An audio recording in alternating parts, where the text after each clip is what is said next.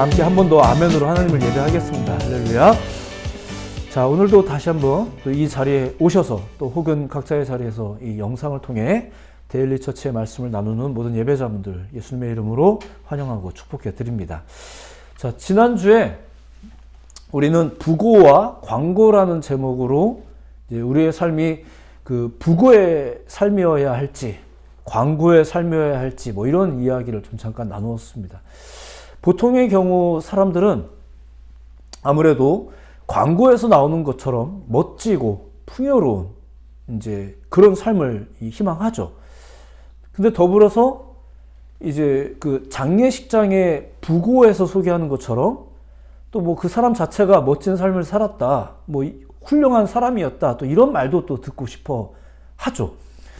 뭐 우리의 삶이 어떤 종류의 훌륭함을 꾀하는 삶이어야 할까, 뭐 이런 이야기를 나누었습니다. 물론 이것을 굳이 뭐 나눠서 선택적으로만 이야기할 건 아니에요. 뭐 엮여 있는 문제가 분명히 있으니까.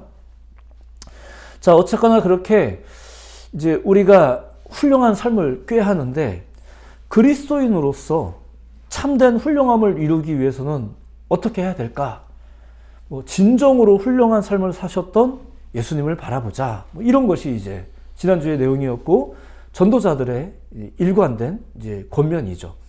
더 나아가 이 예수 그리스도라는 존재는 누구에게나 필요하다라는 게 이제 성경의 이야기다. 뭐 이런 이야기를 전해드렸습니다. 권면이죠, 권면. 적어도 어떤 삶을 살아야 될지에 대해서만 보아도 예수 그리스도는 우리 인생의 모범이 된다라는 것 믿으셨으면 좋겠습니다. 그리고 그러한 권면을 따라서 말씀을 따라서 행한 빌립보의 성도들은 어떠했나? 예, 훌륭했다. 그 얘기가 이제 지난주 내용이었죠. 무언가를 이제 독려하고 권면하는 이야기, 그리고 그것을 잘 지킨 사람들의 이야기, 이것이 지지난주 그리고 지난주 이렇게 이어져 오는 내용들입니다. 어떤 권면과 독려, 그리고 그것을 잘 행한 사람들이 참 훌륭했다라는 이야기. 자, 근데 오늘은 거기에서 조금 더 이제 세밀한 이야기를 좀 더 들어가 보고 싶은 건데 이런 거예요. 이렇게 어떠한 모범을 두고 배우고 따른다는 것은 더 나아가 무언가는 거부하는 것이구나라는 것을 이제 염두하고 있다는 거죠. 이 같은 맥을 가지고 있습니다. 굳이 뭔가를 거부해야 하나요? 그냥 다 잘하면 되는 거 아닌가요? 어떻게 교회에서 하는 거를 세상에서도 하나요? 그냥 세상 내에서도 잘하는 게 있는 거지. 뭐 이렇게 생각할 수도 있겠지만 그게 가장 합리적이고 편협하지 않은 것이라고 이제 생각할 수도 있겠지만 사실 신앙의 이야기를 다루다 보면 이게 선택이나 합리성의 문제가 아닌 것들도 있어요. 생각해 보자면 이런 겁니다. 자, 여러분들도 상상해 보세요. 내가 할 수만 있다면, 만약에 내가 선택을 할 수 있다면 은행을 털겠다, 죄를 짓겠다. 자, 이게 선택사항일 수 있나요? 자, 오늘날의 많은 사람들은 사실 이런 것도 결국 선택의 범주 안에 있다고 생각을 하는 것 같아요. 뭐 예를 들면 안 걸리면 죄를 짓겠다라든가, 그죠? 죄를 져도 안 걸리고 넘어갈 수 있는 방법이 있다.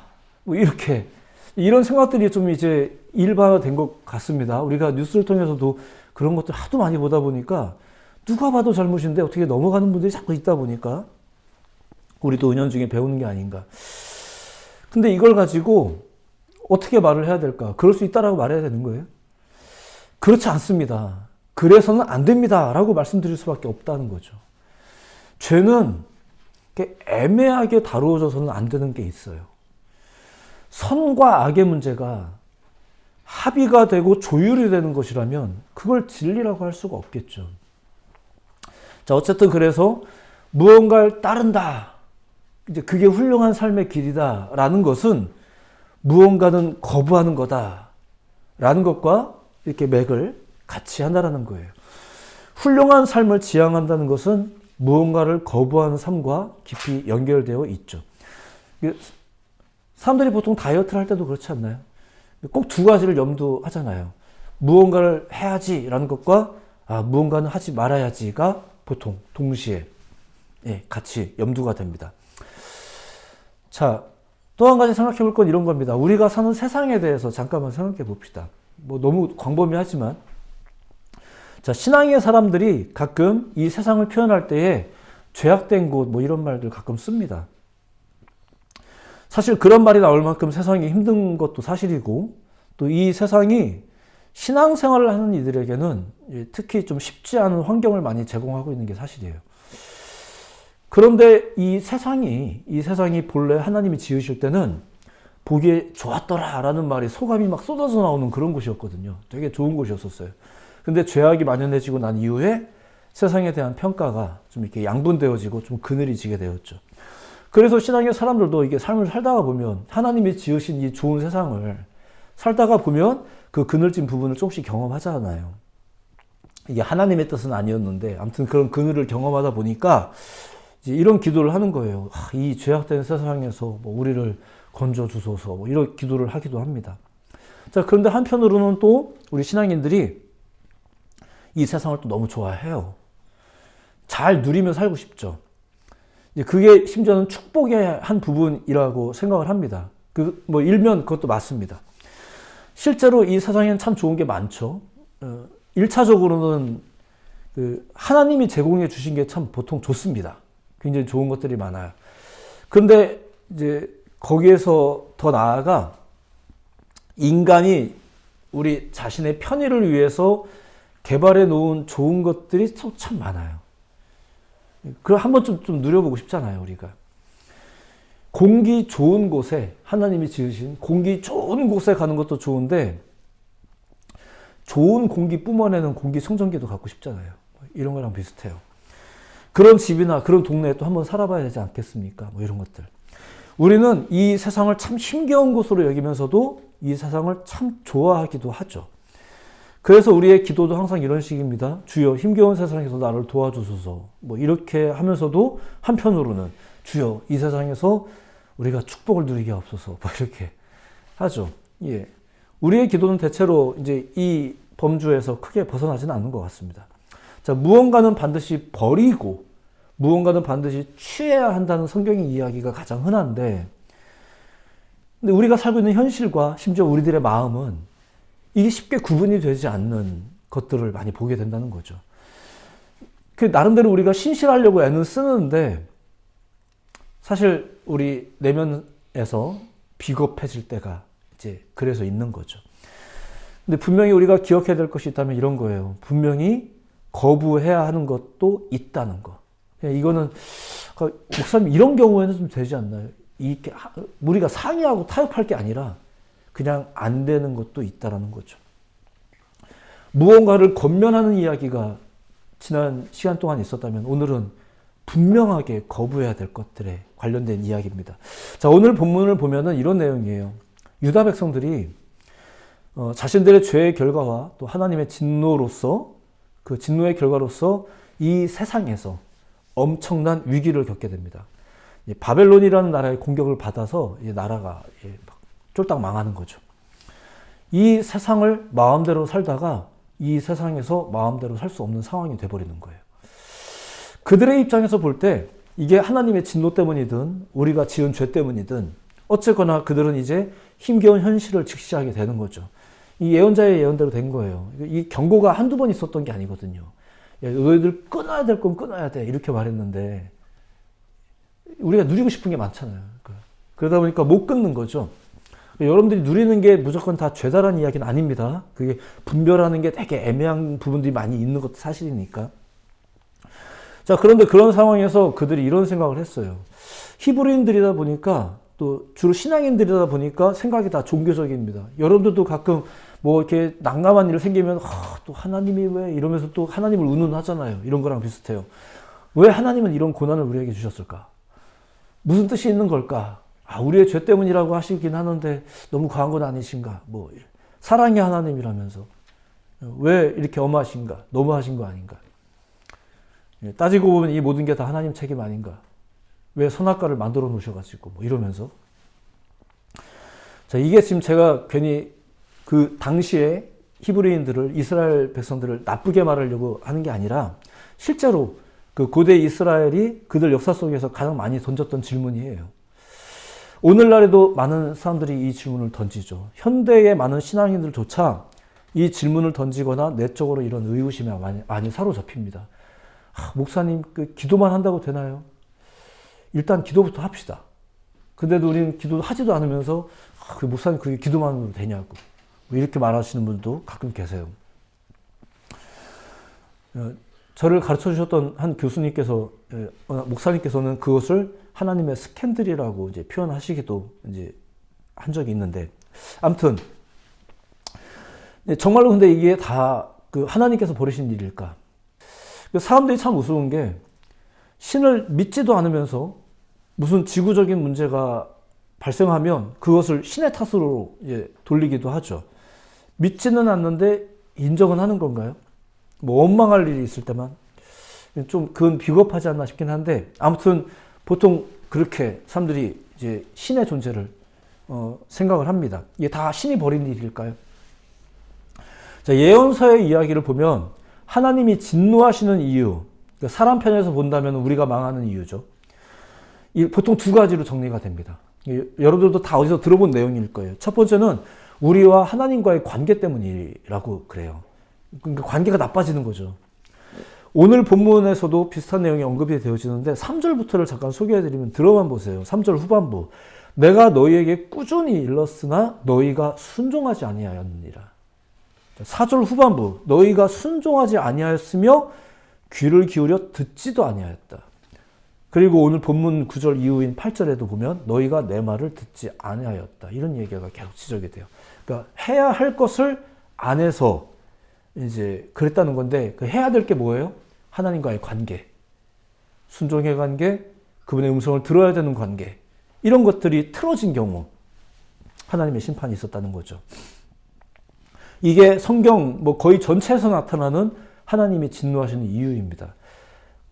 그리고 또 하나님께서 가장 원하시는, 회복되기를 원하시는 것이기도 하고요. 관계의 회복. 당신과의 관계가 오늘 순전하게 다시 회복되는 것. 그러니 우리는 하나님과의 관계 개선을 위해 무언가를 해야 됩니다. 우리가 망하지 않기 위해서라도. 이런 식의 표현이 좀 너무 거칠어서 죄송하지만 그냥 예언적인 표현을 그냥 이야기하는 겁니다. 그래서 우리가 어떤 권면을 하기도 하죠. 이런 건 꼭 지킵시다 이렇게 권면했던 거예요. 그리고 그런 걸 잘 지킨 사람들의 이야기를 소개해드린 거고. 자, 그런데 이제 반대로 이건 꼭 지키지 말아야 돼, 이런 건 꼭 하면 안 됩니다 하는 내용도 있을 거 아니에요. 그게 두 번째 이유인데 이게 조금 복잡하긴 합니다. 쉽게 말하자면 하지 말아야 할 것을 하는 경우가 있다는 건데, 하지 말아야 될 것을 자꾸 사람들이 했단 말입니다. 대표적으로 성경에서 소개하는 것이 우상숭배입니다. 우상숭배. 하지 말아야 할 것 1순위 우상숭배. 물론 사람들이 내가 언제 우상숭배했냐 이렇게 말하기도 하는데, 이 우상숭배라는 게 뭐냐면요, 포괄적인 의미에서 봤을 때 하나님이 아닌 다른 것을 더 사랑하는 행위를 말합니다. 하나님이 아닌 것을 더 애정하고 집착하고 심지어 숭배하는 것. 그러면 그 우상, 그게 다 우상이래요. 근데 그 우상이 뭔가, 다시 한번 좀 성경에 나와 있는 표현을 보자면 이런 겁니다. 하박국의 표현을 보면 새긴 우상은, 새긴 우상은 그 새겨 만든 자에게 무엇이 유익하겠느냐. 부어 만든 우상은 거짓 스승이라, 이런 말을 해요. 새긴 우상, 부어 만든 우상. 그러니까 쉽게 말해서 시편 135편의 표현대로 열국의 우상은 은금이요 사람의 손으로 만든 것이라. 사람이 만들어낸 신이 우상입니다. 사람이 만든 것. 앞서 우리가 세상을 좋아하는 이유 중 하나가 뭐라고요? 우리가 만든 것, 그걸 누려보고 살아야 되지 않겠나. 그냥 자연에 가서 좋은 공기 마시는 것도 좋지만 좋은 공기 나오는 청정기가 좀 있으면 좋겠고, 공기청정 기능되는 좋은 차도 타보고 싶고, 뭔가 순리대로 돌아가는 자연을 보면서 막 감탄하는 것도 좋지만 세탁기도 밥통도 전기도 다 알아서 돌아가는 그런 집에서도 좀 살아보고 싶고 이런 거잖아요. 우리가 편하려고 만든 많은 것들, 그런 거 다 인간이 만든 거죠. 그런데 우리가 고통을 겪는, 하나님의 진노를 유발하는 그 결정적인 이유가 뭐라고요? 우상숭배. 우리가 만든 것들을 추앙하는 행위. 그렇게 문제는 우리가 항상 그 문제거리를 만들어내고 그 문제를 일으킨다는 거겠죠. 오늘 본문 6절도 이런 말씀이 나옵니다. 들어보세요. 너희는 다른 신을 따라다니며 섬기거나 경배하지 말며 너희 손으로 만든 것으로서 나의 노여움을 일으키지 말라. 7절 너희가 내 말을 순종하지 아니하고 너희 손으로 만든 것으로서 나의 노여움을 일으켜 스스로 해하였느니라. 여호와의 말씀이니라.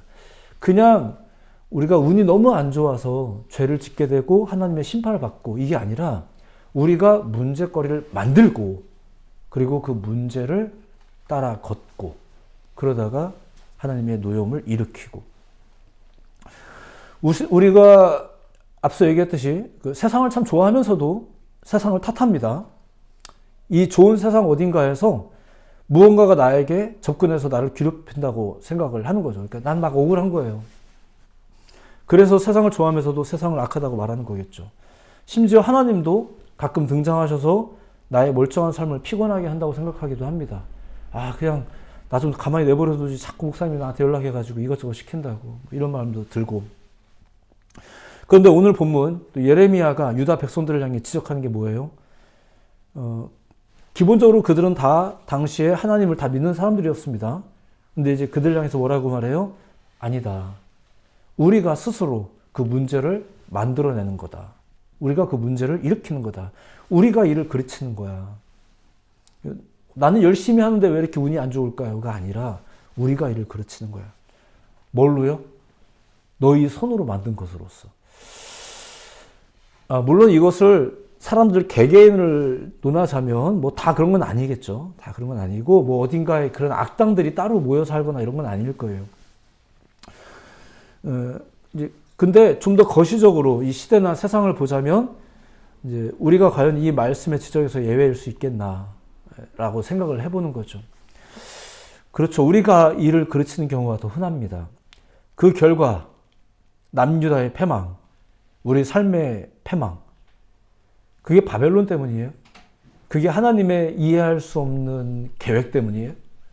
무슨 뜻이 있으신 걸까? 하나님의 뜻 때문이에요? 심판이 너무 모질어서요? 아니죠.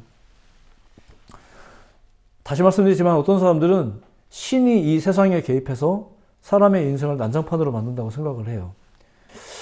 자, 근데 다시 말씀드리지만 아닙니다. 우리가 세상을 난장판으로 만드는 거예요.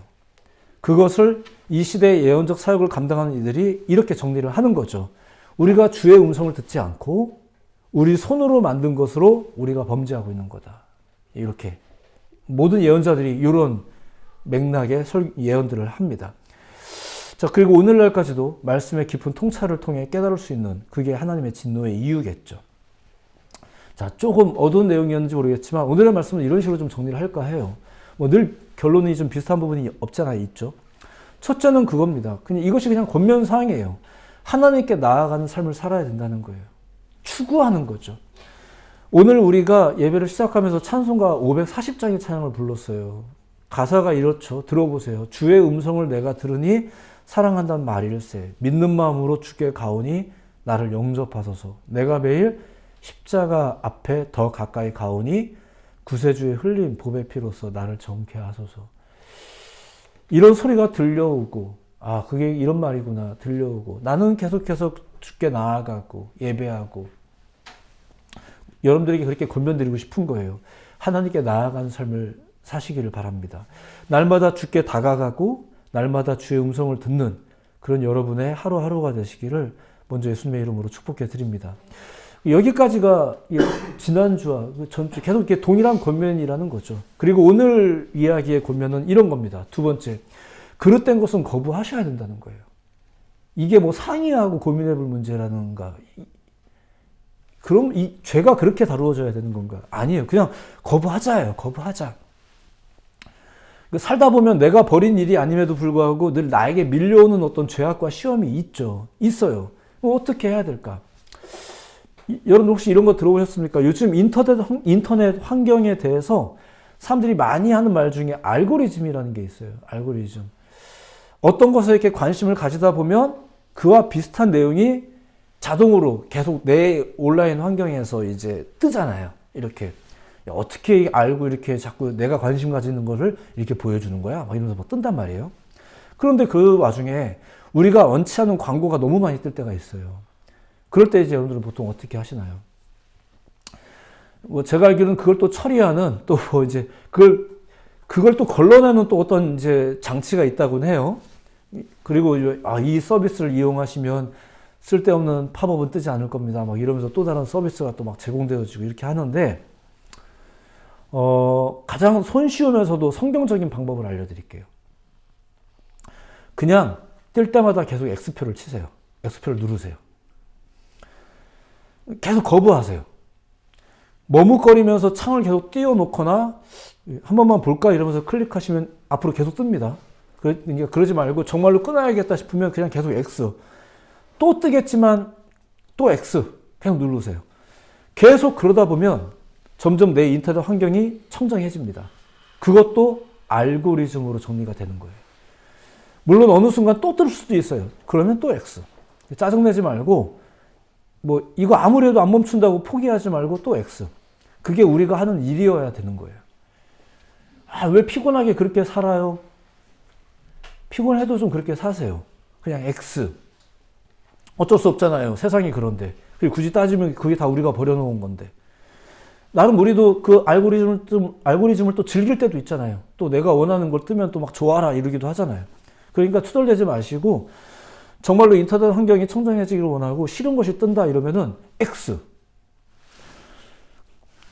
다시 말씀드리지만 그마저도 더 빠른 손쉬운 기술이 있다고 하긴 하는데 저는 지금 뭐 그냥 사실 특별한 방법을 알려드린다는 의미보다 신앙적인 태도를 좀 소개해드리고 있는 거예요. 그냥 매번 X. 그릇된 것은 거부하는 거죠. 계속 해버릇하면 그 태도가 알고리즘이 돼요. 그러니까 여러분들이 다시 말씀드리지만 하지도 않으면서 목사님 요즘에 세상이 너무 험해서 이런 게 너무 쉽게 떠요. 그 말이 저도 무슨 말인지 아는데 여러분들이 계속 X를 누르지 않으시면 계속 더 뜰 거예요. 근데 여러분들이 계속 X를 이렇게 눌러 버릇하면 점점 안 뜰 거예요. 그것도 알고리즘으로 형성이 될 테니까. 거부하는 게 능력이에요. 목사님 안 돼요. 왜 안 돼요? 그 태도가 알고리즘이 되면 되는 건데. 그렇죠. 세 번째, 같은 맥락일 수 있겠지만 그릇된 것을 만들지 말아야 됩니다. 앞서 얘기했지만 한편으로는 이게 더 심각한 문제죠. 혹시 기억하시죠? 10계명에서 두 번째 계명이 뭔지. 우상을 숭배하지 말라가 아니라 우상을 만들지 말라입니다. 우리는 생각보다 우상을 자주 만들죠. 우리는 우리 손으로 우리의 삶을 그르치도록 만드는 이제 그런 것들을 자꾸 만들어냅니다. 그러니까 우리가 그러지 않도록 우리 손으로 자꾸 무언가를 만들어내지 않도록 자신의 삶을 잘 겸비해야 됩니다. 가끔 신앙의 일에 있어서도 그렇습니다. 목사님 이게 더 좋은 방법 아닐까요? 이렇게 하시는 분들이 계세요. 저도 무슨 말인지는 압니다. 저도 조금 삶을 살다 보니까 무슨 일이든지 더 좋은 방법이라는 게 있더라고요. 항상 더 좋은 방법이라는 게 있어요. 근데 더 좋은 방법은 때로 하나님의 방법이 아니거든요. 특히 신앙에 관련된 일에서는 좀 그런 것 같아요. 더 좋은 방법이라는 게 있어요. 하지만 더 좋은 방법은 때로 하나님의 방법이 아닐 수 있다는 거. 대부분 우리의 탐욕과 우리의 욕심을 충족하기 위한 방법이잖아요. 그러니까 이걸 무조건 무시하자는 얘기는 아닙니다. 행여 오해가 없길 바랍니다만 우리가 좀 깨어 긴장할 필요는 있겠죠. 자, 10계명의 두 번째 계명을 여러분들이 진지하게 여기셔야 돼요. 우상을 숭배하지 말라가 아니라 우상을 만들지 마라. 나는 그런 거 안 합니다. 정말요?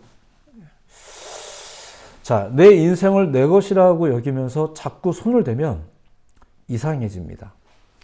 남유다 백성들이 이 세상을 자기들이 하고 싶은 대로 하다가 이 세상을 자기들이 하고 싶은 대로 할 수 없는 상황으로 내몰린 거예요. 근데 그게 하나님의 뜻인가요? 아니라는 거죠. 예언자의 저주 때문인가요? 아니라는 거죠. 내 인생이 하나님이 주신 선물임을 믿는 것.